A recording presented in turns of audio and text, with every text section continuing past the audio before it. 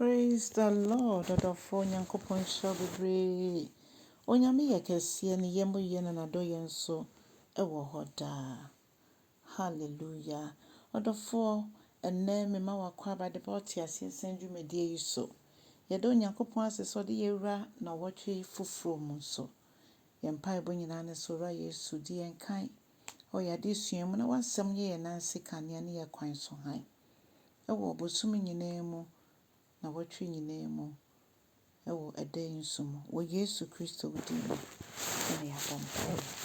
Hallelujah. Adofo yɛbɛfa yɛakenkan nsɛm afi mmɛbusɛm eti aduonu. Ne kyekyɛmu dunkron kɔsi aduonu baako. Proverbs 20:19-21. Adofo yɛntie Awurade asɛm. Ɔse nea ɔnenam a ɔdi nsekuro no. Saa nipa no ɛnsɛ sɛ wode wo ho ɛbɔ no. Saa nipa no ɛbɛda w'ahintasɛm nyinaa di. Saa nipa no ɛbɛyi wo ama. Ɛno nti mepɛ sɛ mebisa sɛ yɛn namfo a yɛne ɔmo nam no, ɔmo te sɛn? So ɔmo hyɛ yɛn nkurane ɛma yɛtu mpɔn ɛwɔ Nyamesom a yɛsom mu anaasɛ ɛte sɛn? So wɔkɛri adamfo a wo ne ne nam no yie deɛ. Efisɛ bebree no adodoɔ no na yɛte wobɛhwɛ no na ɔne n'adamfo anya asɛm nti ne ti mu nsɛm a ɔka kyerɛ no nyinaa na ɔde ato dwa. Adɔfo yɛnhwɛ sɛ deɛ si fa ka yɛn nsɛm ɛfa ɛnte saa ɛde yɛbɛkɔ ɔhaw mu. Na nkyekyɛmu aduonu no ɛkyerɛ yɛn sɛ obi biara ɔbɛdome ne papa anaasɛ ɔbɛdome ne maame no. Saa nipa no yɛbɛgye ne kanea ɛfiri ne nsam.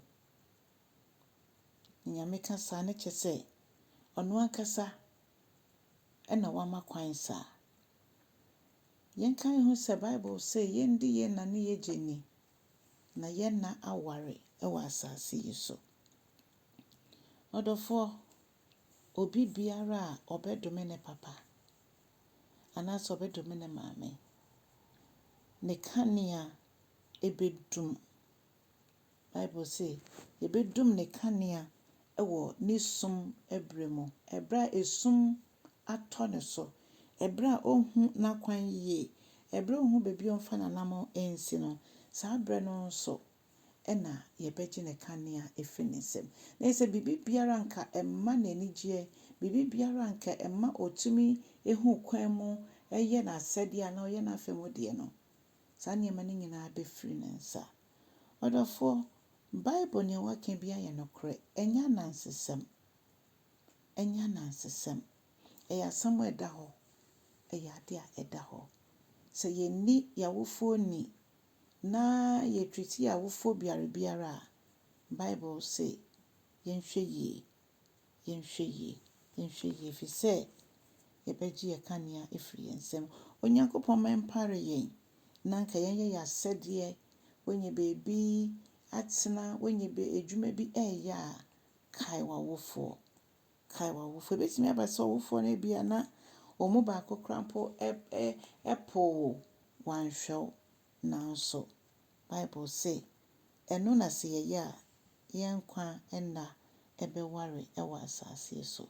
Yɛbɛtena ase akyɛ ɛma yɛn nananom yɛn nakansoafoɔ ne yɛn nakansoafoɔ ɛmma mpo ɛbɛba aba abɛto yɛn.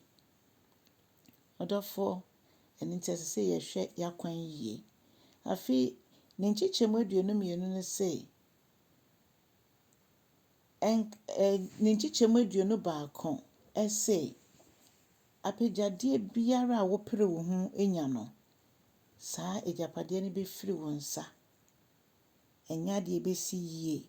Ampa sɛ agyapadeɛ yɛ obi dea koraa na wanto ne bo na ɔpepere ne ho a wanhwɛ ne yie a ɛbɛyɛ te sɛ wɔresoma obi na nipa no pɛ ntɛm akɔ wɔ berɛ a ɔntie soma no ankasa. Ɔntie ne yie. Ɛbɛsɛ ɔkɔ a ɔbɛdu no na hwee nkita ne nsam. Ɔhu nea ɔreka. Nti yɛn nso agyapadeɛ ne apagyadeɛ bebree Nyame ɛde adom yɛn. Ebia ɛyɛ honam mu deɛ mpo ebi agya bi ɛde adom nanso ɛyɛ ntoboaseɛ wo nsa ɛbɛka wo kyɛfa. Saa na Nyame nso ama yɛ apagyadeɛ a sɛ yɛto yɛ bo yɛfa n'asɛm mu nea wahyɛ yɛn bɔ nyinaa wɔ twerɛ no mu.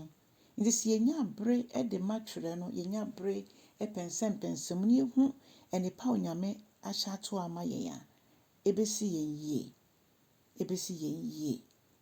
Ɔdɔfoɔ, ɛno nti kyɛ asɛm yi na ma obi nso nyɛ anidasoɔ. Sɛ wonya mfa Yesu Kristo sɛ Awurade na ɔkra agye nkwa, ɛbere no nie na ɛbea no nso nie. Ɛfiri sɛ yɛde yɛn ho ma no a, ɛna ɔbɛgye yɛn afi saa nipa dadaa so yi mu. Ɔdɔfoɔ, nyɛ sɛ wokɔ asɔre kɛkɛ. So, Yesu yɛ owura ɛwɔ w'abrabɔ so anaa? Ma ne kwan saa. Ne sɛ nti sɛ woafa no dada kyɛ asɛm na ɔfoforɔ nso ɔmfa no no, ɔnya ahotosoɔ. Onyame nhyira wo.